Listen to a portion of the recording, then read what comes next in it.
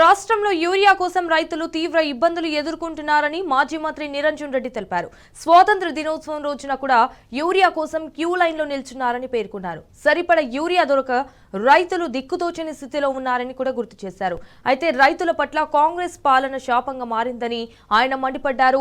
Urea సరఫరాలో ఇబ్బందులు ఉండగా రాష్ట్రం నుంచి ప్రాతినిధ్యం వహిస్తోన్న ఇద్దరు కేంద్ర మంత్రులు ఏం చేస్తున్నారని ప్రశ్నించారు. ఓ మిత్రుడి బర్త్డేకు యూరియా బస్తాను స్నేహితులు గిఫ్ట్ గా ఇచ్చారని కూడా గుర్తు చేశారు.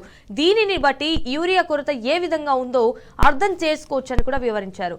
రాష్ట్రంలో వరి సాగు 20 లక్షల మెట్రిక్ టన్నులు తగ్గిందని, అయినప్పటికీ యూరియా కొరత ఎందుకు ఉందని సీఎం రేవంత్ రెడ్డిని నిలదీశారు. యూరియా సరఫరా చేయడం చేతగాక రేవంత్ సుద్దులు చెప్తున్నారని విరుచుకుపడ్డారు. రేవంత్ రెడ్డికి రైతు పట్టడు, రాజ్యం పట్టదని నిరంజన్ రెడ్డి ధ్వజమెత్తారు.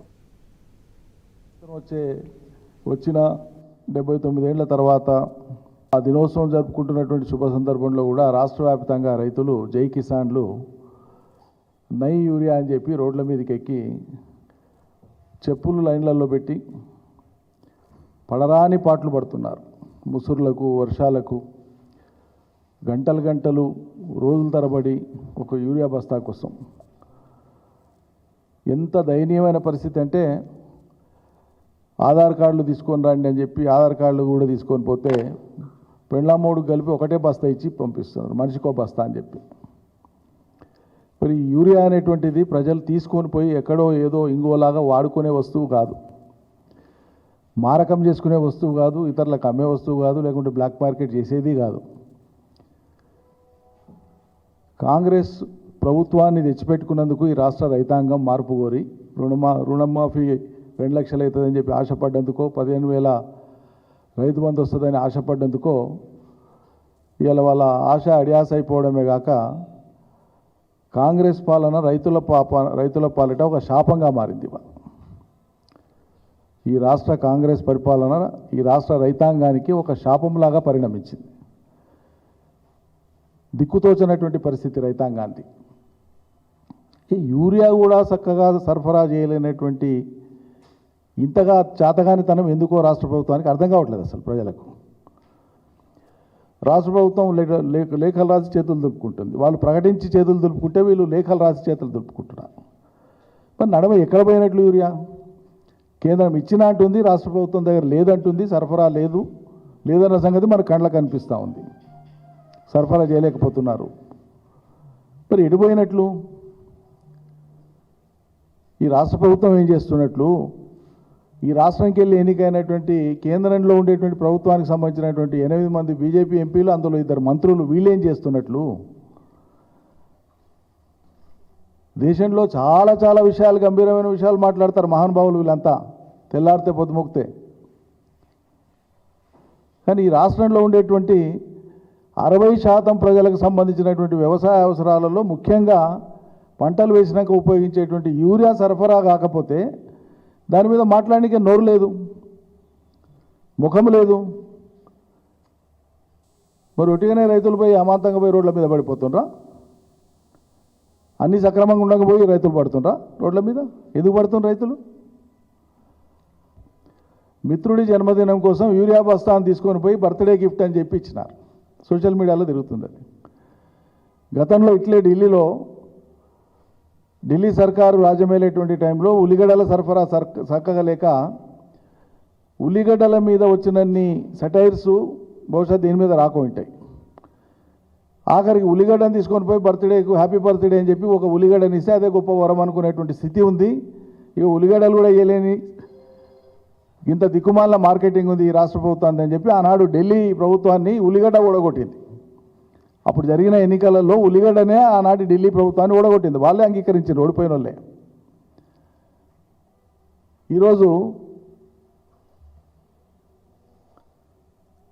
పుట్టినరోజుకు యూరియా బస్తా బహుమతి ఇచ్చిన రైతులు.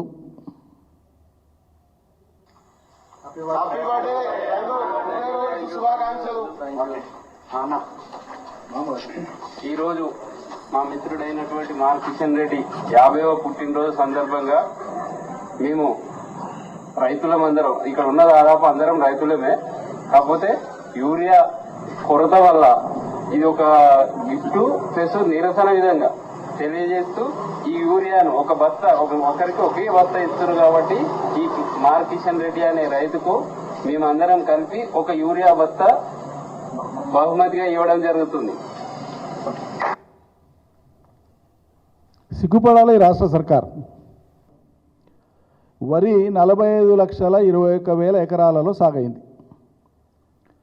పత్తి 44,64,000 ఎకరాలలో సాగైంది. ఇతర పంటలు అంటే కంది కావచ్చు, మక్క కావచ్చు, పెసలు కావచ్చు, మరోటి ఇతర వ్యవసాయ పంటలు 18,64,000 ఎకరాల్లో సాగైంది. ఇవి కాక ఉద్యాన పంటలు ఉంటాయి, తోటలు ఉంటాయి, మామిడి తోటలు కానీ, నిమ్మ తోటలు కానీ, బత్తాయి తోటలు కానీ, జామ తోటలు కానీ, ఇటువంటి తోటలు. ఈ తోటలు ఉద్యాన పంటలు. ఇవి 9,34,000 ఎకరాల్లో సాగులో ఉన్నాయి. ఈ మొత్తం కలిపితే 1,17,83,000 ఎకరాల సాగు విస్తీర్ణం ఈ వానాకాలం సీజన్కు.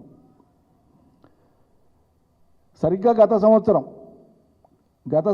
ఏడాది కింది వానాకాలానికి సంబంధించినటువంటి వివరాలు మీకు చెప్తా. ఇవి కూడా వ్యవసాయ శాఖ నమోదు చేసినవే. వరి గత సంవత్సరం 66,78,000 ఎకరాలు. ఈ సంవత్సరం ఎంత?